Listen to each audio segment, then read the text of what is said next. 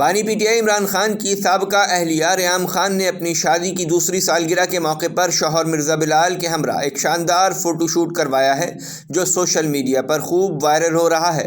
ان تصاویر میں دیکھا جا سکتا ہے کہ ریحام خان دلہن کی طرح روسی لباس زیب تن کیے ہوئے ہیں، جبکہ ان کے شوہر نے سنہرے اور سفید رنگ کی شیروانی پہن رکھی ہے۔